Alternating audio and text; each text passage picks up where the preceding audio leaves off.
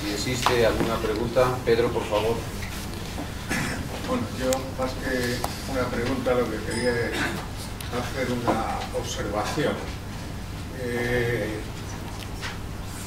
Tanto Pedro como Cándido han hecho alusión a los problemas que se plantean en un proceso de colaboración público-privada. Y efectivamente esto es repetitivo. Yo recuerdo que participé en unas jornadas organizadas por la Secretaría General Iberoamericana, donde se puso mucho énfasis en este modelo de financiación para los países de Latinoamérica. Y se volvía a incidir en los mismos problemas que se han comentado hoy. Bueno, yo quería hacer un comentario. Dice, esto como todo es fruto de una mala planificación. Es decir, se ha hablado de la necesidad o no de la infraestructura. Pues evidentemente hay una falta de reflexión. En vez de haber un estudio adecuado, no lo hay.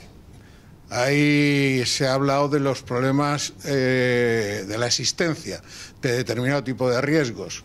Y hemos hablado de una transferencia de los riesgos, por ejemplo, en el ámbito de las expropiaciones. Dice, bueno, pero es que en España a lo mejor el riesgo de expropiaciones es alto o está relativamente controlado. Pero, por ejemplo, en los países latinoamericanos el problema de las expropiaciones puede ser descomunal, como consecuencia de que hay muchos países donde las comunidades indígenas tienen unas determinadas capacidades de veto en relación a una determinada actuación de una infraestructura que atraviesa determinadas comunidades y entonces el problema es muy grande. Bueno, en definitiva, yo creo que hay un papel de la ingeniería para la cual no se nos usa, y es muy lamentable, y yo aquí lo quiero mencionar. Cualquier estudio que tenga que realizarse en relación a una propuesta de colaboración público-privada tiene que pasar por un estudio de viabilidad técnica, por un estudio de viabilidad económica, por un estudio del modelo de financiación. Perdón, me lo he apuntado y no quiero olvidarme de ninguna. Por un análisis de los riesgos y, sobre todo, de algo que creo yo que se ha dejado de mencionar aquí, que es un método de resolución de conflictos. Dice, ninguna alianza funciona si previamente no se define cómo se resuelve un conflicto entre los aliados. Creo que esos puntos son fundamentales y esos puntos podrían ser perfectamente analizados a priori antes de meterse en el proceso de una inversión en el modelo de colaboración público-privada.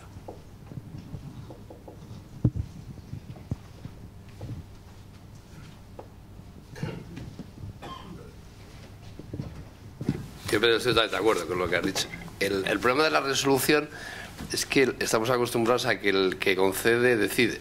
Y en la última decisión que ha tenido el Gobierno, la Administración, con respecto a la colaboración público-privada, pues ha sido desastrosa. Es decir, la decisión de declarar que los pagos que hace el Estado en concepto de expropiación netean la deuda que tiene el Estado por la responsabilidad patrimonial directamente, estando los proyectos en proceso de concursal, lo cual es un caso histórico, que en mitad de un concurso una de las partes, acreedora y deudora, decida que sus préstamos y sus obligaciones se netean antes de que cualquier acreedor pueda recuperar su deuda, me parece impresionante. Estoy totalmente de acuerdo. Debería existir un mecanismo en el que pero no, desgraciadamente no es la forma que estamos trabajando. Y el último ejemplo yo creo que es malísimo. Mi opinión es, hemos transmitido así al Gobierno. La declaración que han hecho de la RPA es gravísima, porque la arbitrariedad que deja abierta, y así el riesgo de expropiación era difícil, ahora si encima se netea de los pagos que en su caso tuviera que hacer la Administración, de la obligación de pago de la responsabilidad patrimonial de la Administración, pues entramos en un problema mucho mayor, ¿no? Pero estoy tan de acuerdo. Debería existir un mecanismo de arbitraje interno en la decisión de las concesiones, ¿no? Porque cada vez son más complejas. Porque cada vez son más complejas, ¿verdad? Con permiso de Luis, por curiosidad, ¿cuántas empresas de ingeniería están asociadas al foro PPP. No estoy las partes. No están asociadas.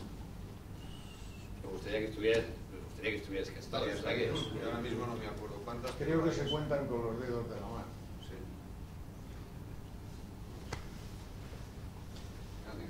A ver, yo creo que ya se ha dicho varias veces que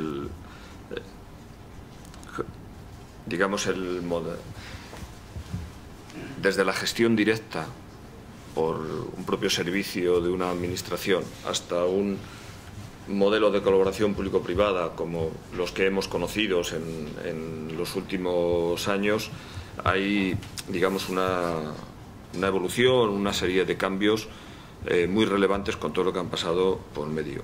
En estos últimos, realmente son modelos muy complejos de gestionar y en los que yo creo que todos hemos de reconocer que, sobre todo en los años que hubo un mayor desarrollo, entre finales de los 90 y 2005-2006, se desarrollaron cientos de proyectos distintos que no eran dos iguales, como un poco en broma decía antes, pero cuando no eran dos iguales, esto también obedecía a un proceso de aprendizaje en el que fuimos capaces de desarrollar, tanto desde el punto de vista de la técnica jurídica como desde el punto de vista del análisis de riesgos, modelos completamente novedosos. El modelo tradicional de concesión de riesgo y ventura y reequilibrio queda muy lejos de los últimos modelos en los que hemos desarrollado. Yo creo que todos hemos asistido a pliegos y contratos en los que se ha ido poco a poco determinando de un modo muy riguroso cuáles iban a ser las consecuencias de cualquier tipo de incidencia que hubiera en el contrato. Pero claro, los pliegos de 2007 no eran iguales que los de 2002 y cada uno es el pliego y la ley del contrato en el que toca. Con esto, ¿qué quiero decir? Que indudablemente todo lo que seamos capaces de avanzar, todo el talento y capacidad que pongamos en desarrollar un modelo muy complejo como este, será lo que tengamos ganado para que se ejecute de un modo adecuado. Posiblemente lo mejor sería, o lo óptimo sería que con muchos años de anticipación iniciáramos la construcción, digamos, la deliberación, o empezáramos a pensar qué infraestructuras, para qué servicios, de qué manera íbamos a construir en los próximos 20 años. Pero también es cierto, y yo creo que esto forma parte ya de nuestra, no digo que de historia, pero sí de lo que hemos vivido en los últimos 30, una parte del cambio que España ha vivido como sociedad y como país obedece a que hemos sido capaces de innovar y de trabajar a lo mejor mucho más deprisa de lo que ahora, visto el tiempo del pasado. Pues, si esto hubiéramos estado pensándolo 3 años con un equipo de ingenieros y de abogados y de economistas, cada una de estas cosas, pues a lo mejor hubiésemos hecho algunas cosas distintas, ¿no? Yo creo que tenemos que aprender de lo que ha pasado en el pasado y, por supuesto, las empresas de ingeniería tendrán su participación en el futuro, supongo que como el resto de consultores o de profesionales que entienden esto, pero es un tema con el que yo creo que tenemos que vivir, ¿no? Hablamos mucho del futuro del tema concesional, pero parece que nos olvidamos de que sobre el tapete tenemos 2 temas que influyen de manera determinante en el mismo. Uno es que, en tanto y cuanto no se resuelvan los problemas enquistados de determinadas concesiones, fundamentalmente viarias y fundamentalmente en el entorno de Madrid, ninguna entidad financiera, entiendo yo, que se atreverá o estará dispuesta a plantarle cara al problema. Y ese problema se vincula al celebérrimo tema de la estabilidad y la credibilidad jurídica. Yo, que llevo la vida viajando por países del mundo, siempre le digo lo mismo a cualquier autoridad, sea de la nación que sea: si quiere usted montar un régimen concesional, dé usted credibilidad jurídica a su reglamento y a partir de ahí vendrá el dinero. Y últimamente los modelos que hemos hecho en España y los cambios que hemos hecho en España no favorecen esa situación. ¿Tiene sentido hablar del futuro del PPP? ¿Tiene sentido hablar del modelo concesionario en tanto y cuanto no le metamos mano a esos 2 problemas de los que acabo de hablar?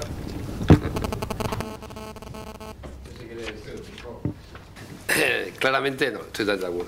Es decir, Es difícil pensar en el futuro cuando tenemos encima de la mesa todos los días hablando del problema del pasado.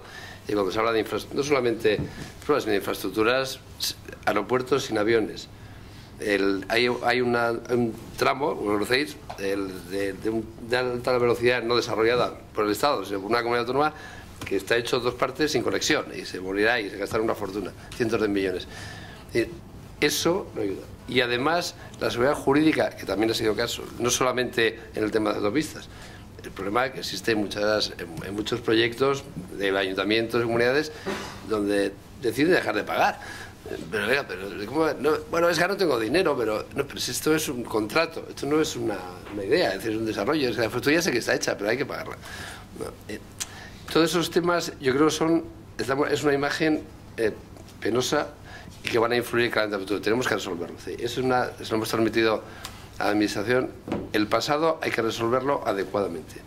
Cada uno tendrá que asumir lo que tiene que asumir, cada una de las partes, pero no más de los que tenía que asumir. Y la Administración tiene que asumir su parte. No más de lo que tenía que asumir, pero sí la que se había comprometido. Por eso digo que el tema de la RPA a mí me parece un tema gravísimo, un tema que marca un poco a futuro. Es decir, ¿qué credibilidad va a tener a partir del futuro cuando se base en una financiación patrimonial si está sujeta a neteo de no se sabe usted bien quién? Es que no va a pagar la seguridad social, no sé quién parte, y por lo tanto voy a netearlo de lo que me deben. ¿Dónde puede llegar? ¿Dónde está el límite? Una vez que has abierto la puerta, ¿dónde está el límite de la arbitrariedad por la Administración? A mí es un tema que me preocupa muchísimo el foro, y creo que es un tema que tienen que resolverlo ya, tienen que dar una salida. Yo creo que luego vais a tener al secretario de Estado de Fomento, y yo creo que es un tema que debería plantearse, porque me parece que pone en riesgo el futuro, y eso sí me parece gravísimo. A ver, indudablemente, cuando hablábamos antes de que la Administración tiene que ser un licitador fiable, y cuando hablábamos de cómo tiene que ser el marco contractual para que el negocio se vuelva a recuperar, en realidad no cabe pensar en que sin solventar las grandes cuestiones que ahora mismo están sobre la mesa vamos a poder seguir avanzando. Yo creo que en el ánimo de todos, y quizás lo que voy a decir es un poco un lugar demasiado común, está que se debería haber llegado ya a un acuerdo sobre esta cuestión, o sobre cómo solventarla, un acuerdo que permita que la Administración española siga teniendo credibilidad en el desarrollo de este tipo de proyectos de cara al futuro. Y entiendo que eso solo puede ser con una solución negociada con los participantes que estén en este tipo de, en las radiales, que es a lo que te referías concretamente, por no dejar andarnos con más rodeos, ¿no? Indudablemente, creo que también debemos tener en cuenta que todas las partes que están implicadas tienen que ser conscientes de que son partes en un negocio complejo, y de que son parte de la solución del problema, pero que también ellos tienen un problema. Entiendo que eso es lo que está encima de la mesa de la negociación, que están manteniendo, como es más o menos público o cuasi público, desde hace casi 2 años, y aunque en algún momento hemos pensado que estaba la solución muy próxima, pues parece que no ha sido así, y que la negociación se mantiene, ¿no? Pero desde luego lo que sí es claro es que desde el punto de vista financiero la Administración tiene que ser fiable en cuanto que es capaz de hacer frente a sus compromisos. Los contratos deben hacerse bien estructurados, pero también deben entender todas las partes que están hechos para ser cumplidos, que yo creo que es lo que está en la cabeza de todos, pero luego esa parte es más complicada de gestionar en el largo plazo cuando las cosas no van bien. En aquellos contratos en los que van bien esto es relativamente sencillo, pero en los que no va bien eso es más difícil. Y sin lugar a dudas, la seguridad jurídica y la credibilidad de la Administración española como gestora debe ser una condición necesaria para que el sector de las concesiones se pueda volver a desarrollar, ¿no? Es que yo creo que en esto estamos todos de acuerdo. No sé si hay Pedro, más la que última decir. intervención. Perdona, pero no me puedo resistir a lo que has mencionado en relación al tema de que en cada momento se actúa de una manera distinta en función de las necesidades de cobertura, etcétera, etcétera.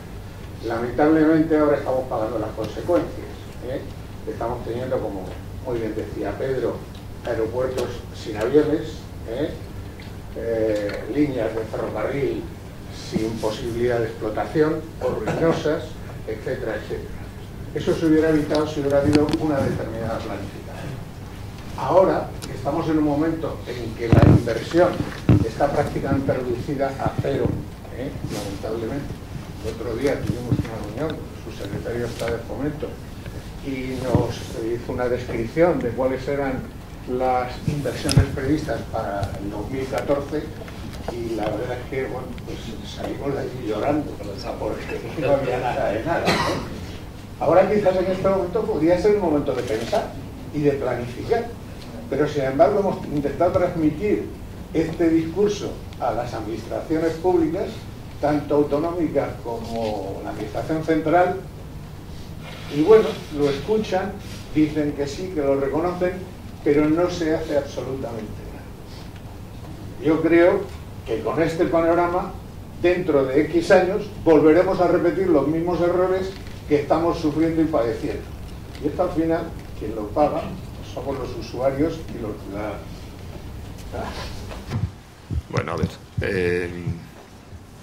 esto no es, yo creo que no es una cuestión de que en cada momento se actúe de una manera o de otra, ¿vale?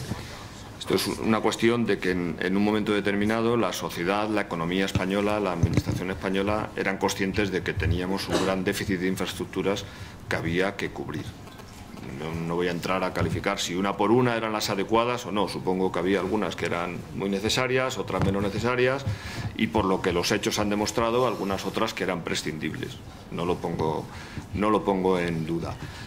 Que indudablemente en el momento actual resulta muy complicado para la Administración pensar en qué infraestructura va a abordar en el corto plazo, teniendo en cuenta cuál es la situación financiera en la que se encuentra, que se está modificando el sistema competencial en la práctica con la reforma local de la que tanto hemos oído hablar en los últimos meses, que se está modificando el sistema de financiación de las comunidades autónomas y de las entidades locales y por lo tanto hay una cierta incertidumbre de cómo va a ser en el futuro el equilibrio y las actuaciones que cada una de ellas va a tener, indudablemente. Que posiblemente es el momento de pensar, pero pensar también tiene un coste, no es simplemente decir voy a pensar en esto sobre el papel en blanco. Claro, que posiblemente es el momento de pensar y reflexionar sobre todo este tema. Pues estamos de acuerdo con todo esto. Muy bien, pues con esto, sin más, toca finiquitar esta mesa. Mi agradecimiento a los ponentes por sus magníficas intervenciones, mis disculpas por mi impertinencia con el tema del tiempo, pero era necesario, y a todos ustedes muchísimas gracias.